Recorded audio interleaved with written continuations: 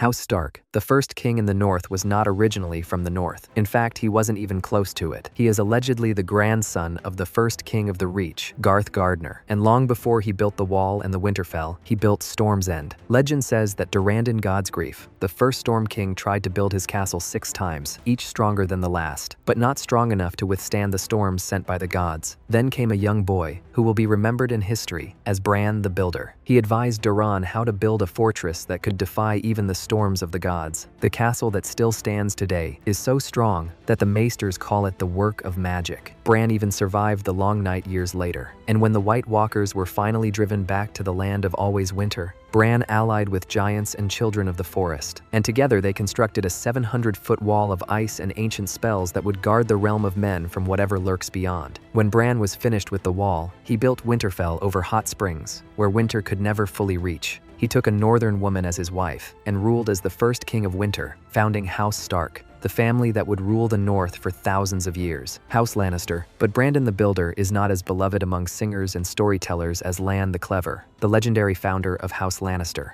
Lann owned nothing but his wits. No sword, no army, no noble blood, just a sharp mind and a sharper tongue. Casterly Rock belonged to House Casterly, the richest lords in the Westerlands. Their fortress was carved into living stone, impregnable to any siege. But Lann didn't need an army. He needed time and imagination. For a full year, he studied the Casterlys. He learned their routines, their fears, their secrets. Then he began his game. Servants heard voices whispering curses in the walls. Guards saw shadows that moved against the light. Lord Casterly's wife found golden hairs on her pillow that weren't her own. Lann filled the lower tunnels with vermin, then released a pride of lions into the passages. The roaring echoed through the rock at night. He convinced the Casterly daughters he was their bastard brother. He made Lord Casterly believe his own sons were plotting against him. One night, every door in Casterly Rock opened by itself. Every torch went out. In the darkness, Lann's voice echoed from everywhere and nowhere. The rock was his now. They could leave with their lives or stay forever as corpses. The Casterlys fled at dawn. Not one drop of blood was spilled. In the depths of the rock, Lann found more gold than existed in all the known world. His descendants would buy kingdoms with that gold. But Lann's true gift to them wasn't wealth. It was the lesson that a clever mind beats a strong sword every time. House Arryn. Lann the Clever took his castle with cunning, but Sir Artys Arryn conquered the Vale with just 7 arrows. During the Andal invasion, the Vale was ruled by the Griffin King, who had a griffin with talons, said to tear through steel and wings that caused avalanches when it flew through the mountains. The Andals had conquered every kingdom from the Fingers to the Trident, but no army could reach his mountain throne. No warrior could fight his griffin in the sky. So while other Andal lords gathered armies to take the Vale, Sir Artys studied his enemy for 6 months. He knew the Eyrie couldn't be conquered with brute force. He noticed that the king flew the same path each dawn around the giant's lance. He noticed the beast always circled 3 times before landing. He calculated wind speeds at different heights. Artys carved 7 arrows from weirwood, each one slightly different in weight, each blessed at a different aspect of the 7. So when the 6,000 Andals fought the united forces of the first men below the giant's lance, Artys stood alone on a ridge waiting for dawn. When the Griffin King took flight, Artys loosed his arrows. The first missed. The second tore the griffin's wing. The third found its eye. The beast fell 500 feet. The fourth and fifth struck the king as he leaped from his mount. The sixth ensured death. The 7th Artys never fired. With their king dead, the Vale lords bent the knee. Artys took the Eyrie without firing another arrow and married the Griffin King's daughter, joining Andal and First Men blood. House Greyjoy. The Greyjoys, like almost every other house on the Iron Islands, claimed their descent from the Grey King. This legendary figure lived during the Age of Heroes and killed the first sea dragon and ruled the Iron Islands for 1,007 years, if you believe the legends. The Grey King was born during a storm that lasted 13 days. Salt water filled his lungs at birth, but he didn't drown. For 33 years, the Grey King hunted Naga, the first sea dragon. She was 420 feet long. Her teeth were pale as glass and tall as a man. She fed on krakens and whales, and her fire could boil the sea itself. Finally, the Grey King trapped her in a bay on Old Wick during the lowest tide in 100 years. They fought for a day and a night as the water drained away. His bronze sword shattered on her scales. His driftwood spear broke against her ribs. Eventually, with his bare hands, he climbed her neck and drove his arm through her eye into her brain. It is said Naga's death death scream was heard in Dorne. From her bones, he built his great hall on Old Wick, a site still used for Kingsmoot. After that, he took a mermaid as a wife, who gave him 100 sons. Tired of ruling for 1,000 years, he eventually cast aside his driftwood crown and walked into the sea to join the drowned god. His 100 sons fought for the throne until only 16 remained. They divided the Iron Islands among themselves. Centuries later, House Greyjoy rose to rule them all. Their words, "We do not sow," because the Grey King taught them the sea provides everything, if you're strong enough to take it. House Martell.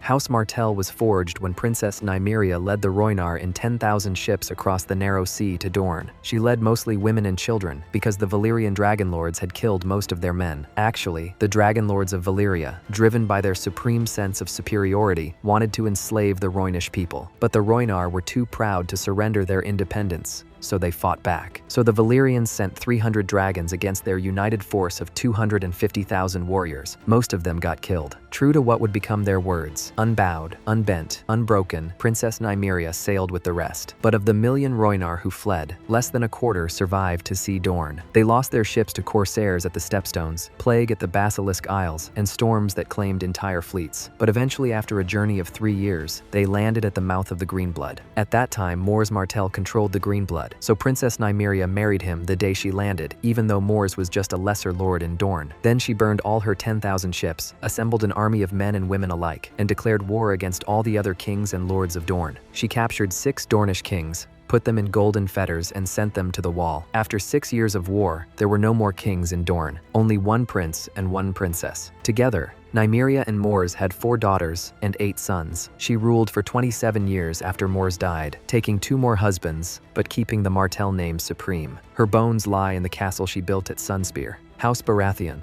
Orys Baratheon also sailed, but from Dragonstone. Some say it was because of him that Aegon started his conquest. You see, Argilac Durrandon, the last Storm King, wanted an alliance with Aegon Targaryen, so he offered Aegon his daughter's hand in marriage. But Aegon already had 2 sister wives, so he offered his half-brother Orys as the groom instead. Outraged at this, Argilac chopped off the hands of Aegon's envoys and sent them back in a box with a note that read, "These are the only hands your bastard shall have of me." In reply, Aegon sent a message of his coming not just to Argilac but to every lord and castle in Westeros, and started his conquest. Aegon sent Orys to conquer Storm's End with Rhaenys and her dragon Meraxes at his back. But Argilac was too proud to hide behind his walls, so he met them in the open field. The battle began in rain so thick that Meraxes couldn't fly. Orys had 2,000 men. Argilac had 20,000. For 3 days they fought in the rain, and on the 3rd day, Argilac himself led a charge against Orys's position. The 2 commanders met in single combat while men died around them. Argilac was 64 and had won 24 wars.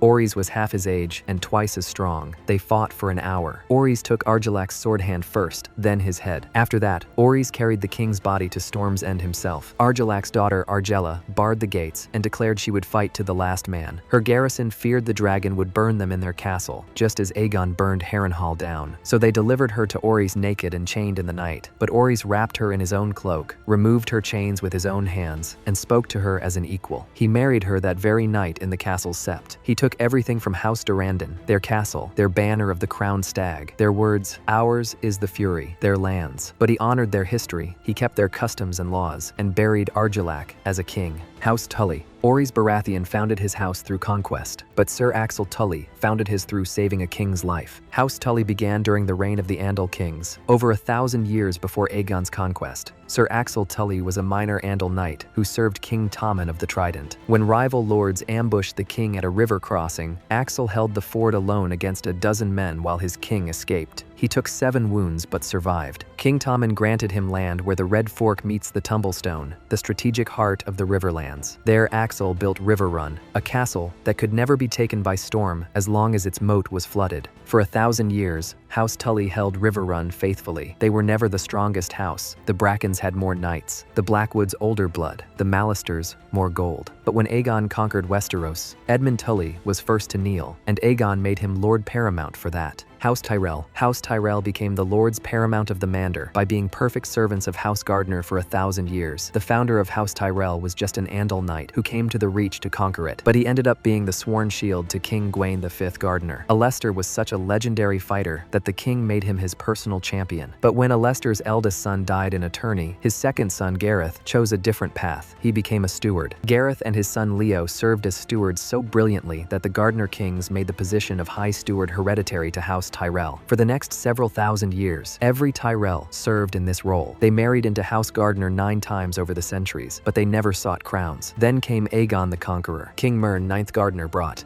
55,000 men against Aegon. Harlan Tyrell stayed at Highgarden to mine the castle, but Aegon's 3 dragons burned every gardener to ash. House Gardener's 10,000-year reign ended in smoke. When Aegon arrived at Highgarden, Harlan Tyrell opened the gates and offered him bread and salt. He surrendered a castle that wasn't even his. Aegon could have chosen the Hightowers, the Florents, or the Rowans, all with better claims, but he chose the Tyrells. The house that was a steward for centuries became Lord Paramount of the Reach in a moment